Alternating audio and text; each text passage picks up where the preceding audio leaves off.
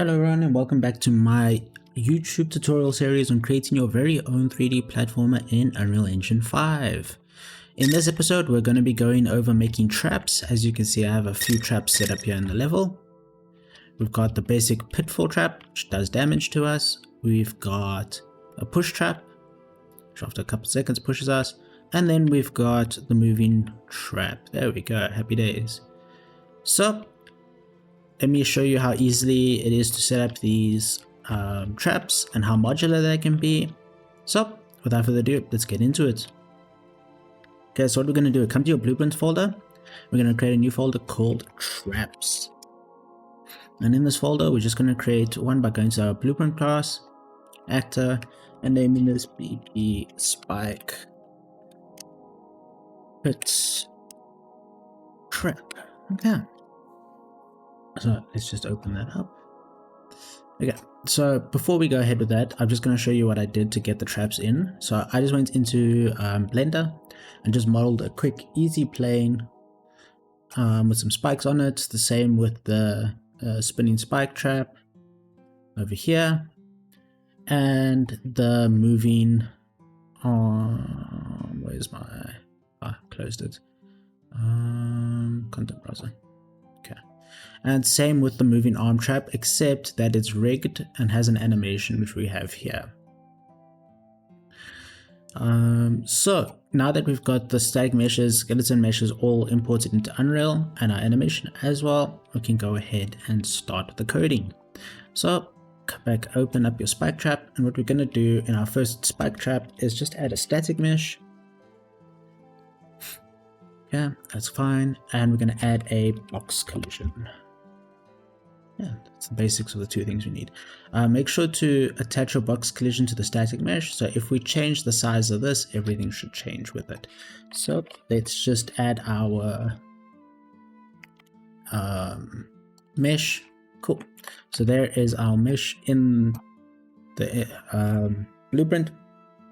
And we're just going to move the box collision and make it a bit bigger, maybe 100 by 100. Just to encompass this whole spike trip area. Maybe make this 40 tall. There we go. So basically, whenever our character stands anywhere in this blue box, it's going to deal damage to them. So let's go ahead and do that. Compile and save and head to your event graph. For this, we're going to delete everything because we don't need it. So what we do need is to come to our box collision on the right side, scroll all the way down to this on component begin overlap. So that just gets our box collisions begin overlap. And what we're going to do is going to make sure that this is the player that gets hit by this.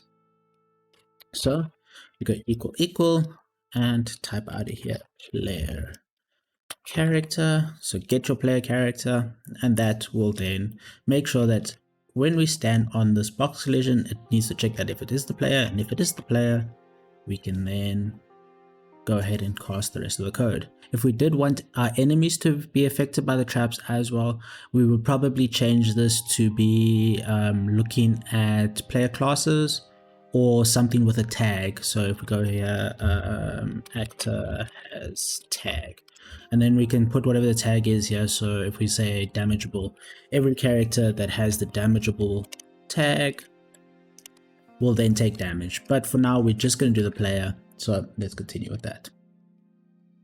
So what I'm going to do, I'm going to drag out the true and do a do once node so that our player only takes damage once, and then we'll reset it after a certain amount of time.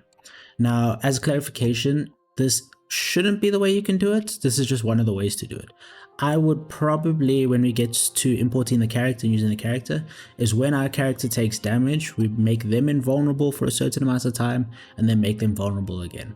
But for now, we're just going to make this do once so that our character doesn't continuously take damage while in the box collision. So from here, we're going to drag out the other actor and type in apply damage. And just connect that up, add some reroute nodes to make it clean, understandable. Oops, sorry about that. And from base damage, we're going to right click, promote to variable, bring this down here. Make sure it's instance editable, so that way when we put the spike trip out in the world, we can change how much damage it does. But for now, let's just make sure we do 10 damage and happy days. Next, what we're going to do is we're going to launch the character. And I'm doing this as a way to knock the character back when they take damage from the trap. We could also do it with animation, which is probably the correct way to do it. But this isn't necessarily wrong, it's just a different way to do it.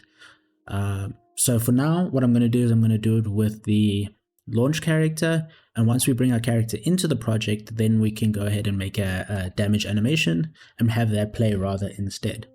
So for now, just drag out of your player character and launch character. And attach this here to the end, add a reroute node. Okay, so from here what we're gonna do is we're gonna drag out of the other actor and get its forward vector. We're gonna split this. Okay, so I'll explain this now. Okay, so what happens is we're gonna look at our character's forward vector when they get hit by the trap, right? And then we're going to do some math calculations to push them in the opposite direction of where they came. So if they got hit from the front, they'd fly backwards. If they got hit from the left, they'd fly right. And if they got hit by the right, they'd fly left. So that's essentially it. So what we're going to do here is we're going to drag out our x value, times it, and just do the same thing again for our y value. And we want to make it the opposite of whichever direction we've been hit, so make it negative. And I found negative 350 to be a good value for my character to bounce, but you can obviously change it. So from here, we're going to drag out and just go make vector. Yep, like that. And just connect the x to x, the y to y, and from the z, we'll promote this to a variable and name this height launched. So what this is going to do is when we put in this value, it's going to launch our character that many units high, or at least try to. So I'm just going to put in 600 as I found this is a good value. And then from the return value into launch velocity, and we're going to check these to make sure that our character is affected in every axis in the world.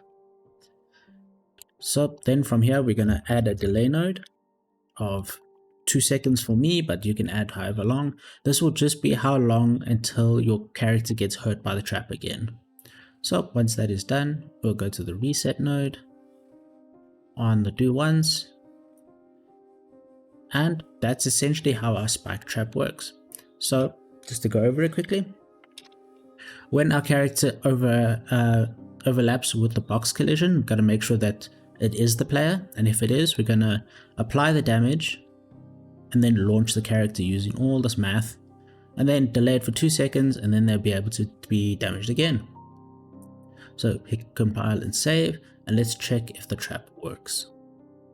So just find a spot out in the open world, drag and drop your trap, save it, and let's check. So here we go.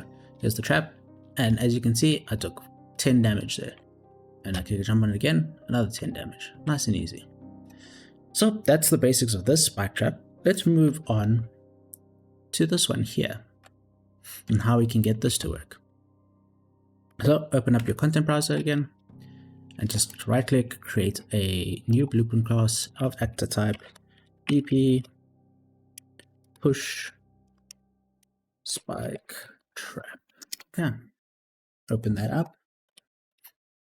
And we're going to add several things. So what we want to do here is we're going to open up a static mesh, or add a static mesh, should I say? Yep. So once you've added your static mesh, let's just add a skeletal mesh as well. Make sure you attach it to the root. And let's add them in. So under the static mesh, we're just going to put here spike. Nope. Let's try move. Nope. Right. Okay, moving trap base, that's what I called it. Okay, now that we've added the static mesh, let's add the skeletal mesh, which is our moving arm. So there's our moving arm trap. And what we want to do is we want to change this animation mode to use animation asset, and then just choose our animation. So you see, I just created this in Blender, imported it, and brought it here. So just make sure it's looping and playing, and that's all we need for here. So let's add a box collision, and we're going to attach it to the skeletal mesh. But what we want to do is under the skeletal mesh, so click and find your skeletal mesh asset, open it up in your content browser, And all you want to do is you want to go to any of the bones and add this box collision socket. So just right click on it, go add socket, and then just name it whatever you need. But remember the name, so you just copy and paste it if you need to. But just as long as you remember the name, okay? And this is important to having our box collision connected. So let me show you what I mean. So under the box, we're going to change this parent socket to be the box collision asset. So you can see how big it is, and it's attaching to our movement, our moving piece. So I'm just going to scale this down to a more appropriate size, and then just change the box collision to say 95 by 95 by 5. Okay. So essentially, yeah, that's perfect for what I need. And you can see that the box goes over the whole thing and then pushes.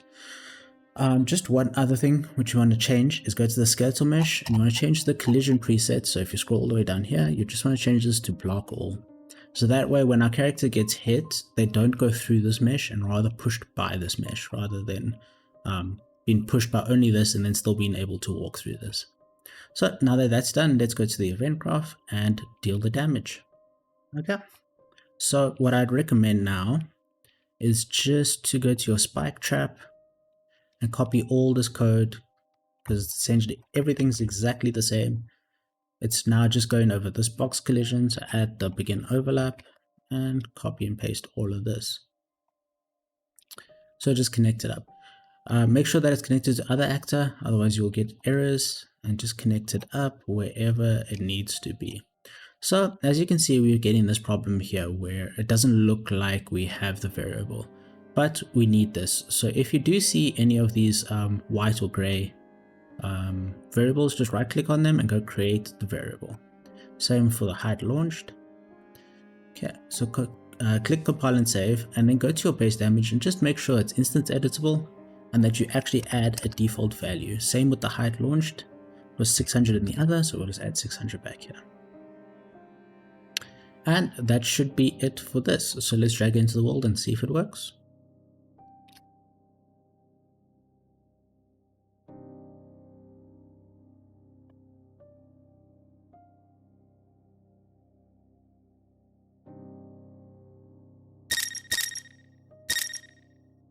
Yeah, so here's the trap. Now we're going to do a step in front of it, and we get hit. And that's as simple as it goes. There we go. So that's how you can create these easy push traps.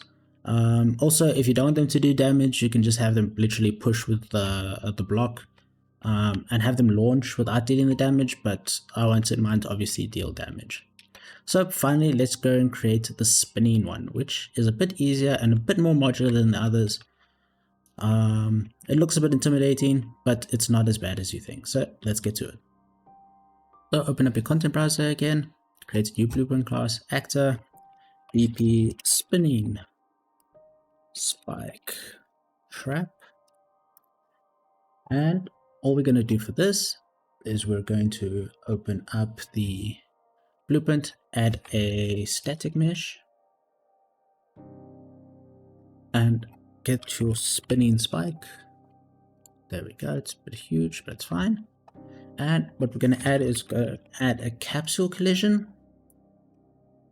And we're just going to change the variables to be a bit bigger. So, yeah, so on the capsule half height, put 205, and on the capsule radius, 140. So you just want to make sure that the capsule goes to the outside of here, just past the spikes, or you can have it a bit closer, it's up to you.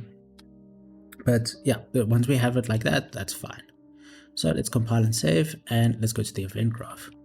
So what we're going to do is we're going to get rid of all of this, and we're just going to go off the begin play, but we first need to know what we're playing.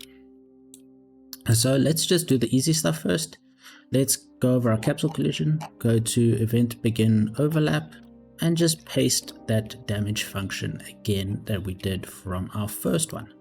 So just connect it all up, making sure the other actor goes into all the others, and that you add your variables and set your variables default values, and make sure your base damage is instance editable so you can change it on the fly yourself.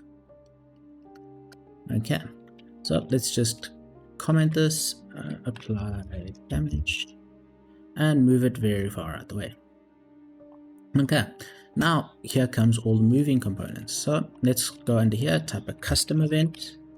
I'm going to say this move trap. And in this code, we're just going to move the trap how we want. So let's drag out here and add a timeline. Oh, not that, not add component, add timeline. This one at the bottom. And we're just going to label it movement timeline. So what this will do is over a certain period of time, say 2 seconds, 3 seconds, however much we set, it will give us a variable out that will affect how the rest of our code goes. So let me show you what I mean. So go into here and let's just say we want the animation to take 3 seconds, right? So from point A to point B, it will take 3 seconds to reach that end. So that's just what this length is. So what we're going to do is we're going to click add track, add a float track. And let's just label it movement track. And what we're going to do is we're going to right click anywhere in the graph, click add curve float, and just change the value of time to 0 and value to 0. So that we're starting at the 0 point and we're going to be moving to a certain point. So because our animation is 3 seconds, we're going to move the time to 3 seconds and the value to 1. So what you could do here is we could click on all of these and it will frame up the keyframes.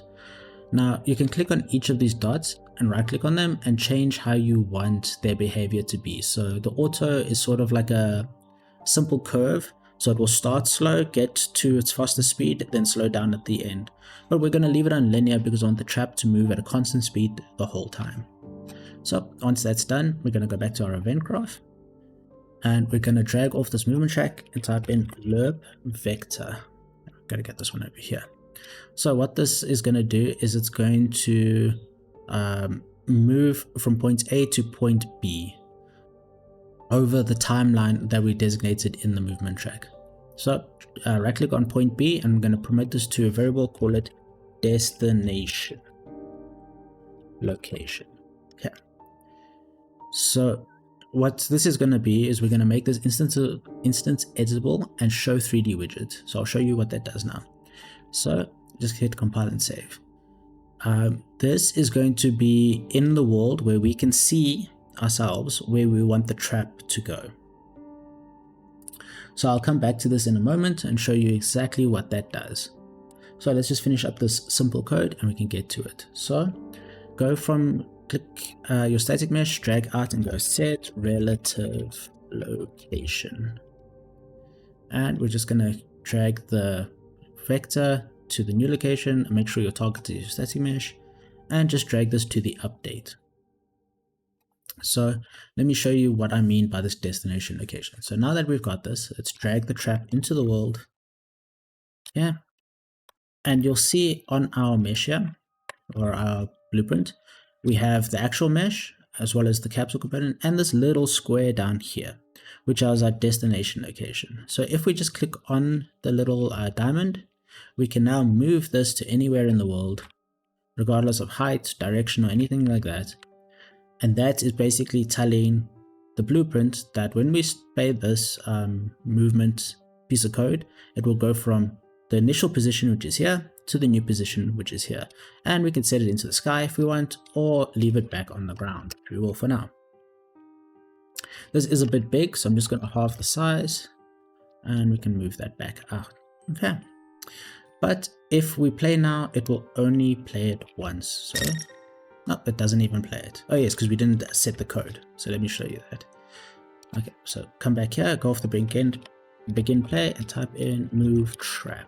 Okay, so click compile and save, and now you'll see all that trap does is just move to that location. And it will stop. Now, obviously it's got no spinning and it doesn't go back. So let me show you how we can do that.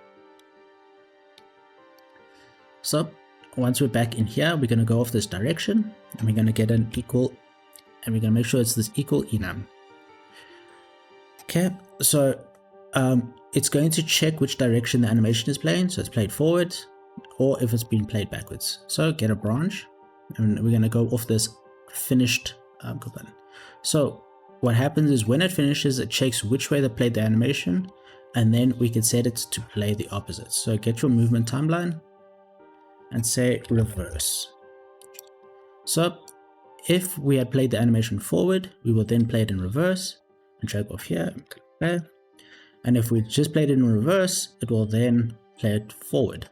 But if we do that, it will just keep going like a sort of ping pong effect. So what I want instead is I want a delay in between of, let's say, 2 seconds. So it will reach the end of the animation, delay for 2 seconds, then check which way it played the animation, and then reverse it. So let me show you what that does. So if we go back here, you can see now it gets to the end, waits 2 seconds, and then moves back. Okay, let's get the spinning going. So go back to your blueprint. Let's just comment this now that it's done. This is the move trap. And let's go to here, create a new custom event. We're going to call this rotate trap. And what we want to do is we want to get the static mesh, set relative rotation, and we want to essentially, oh sorry, I missed the step. So let's move this over this way, drag off here, add a timeline, because we want it to rotate over a certain amount of seconds. So let's just name this rotation timeline, open it up, add a track, make sure the length is 1 second, rotation. First keyframe is going to be 0 and 0 on the value, and the next one will be 1 second and 360. So what this is going to do is from the 0, it's going to move, rotate the item 360 degrees over 1 second. We also make sure it's looping so that it continues to spin continuously, essentially. So come back over to the event graph, and under this rotation, we're just going to split the struct under set relative, and we're going to set this to the Z rotation because I wanted to spin on the Z axis. Now, if your trap was horizontal, you would then change it to the X or Y depending on which way it's facing. Okay, and that is it. So let's comment this and go rotate trap, and just make sure that after the begin play and the move trap, we're just going to add it as the rotate trap. And now let's test it out. And you can see here, it is spinning. After 2 seconds, it will move back and move again. And if we come and stand in the way, we will get hit. There we go. Okay, and just to show that it really does move to this any destination, we can move it into the sky. Go here, play from here, and you can see it will go to our point and then go back. And that is how we can create these 3 simple traps in Unreal Engine. If you would like other traps, let me know. But for now, these are the 3 traps that are going to go into the game. And yeah, I hope that helps, and I hope you learned something. And I will see you in the next video. Cheers for now.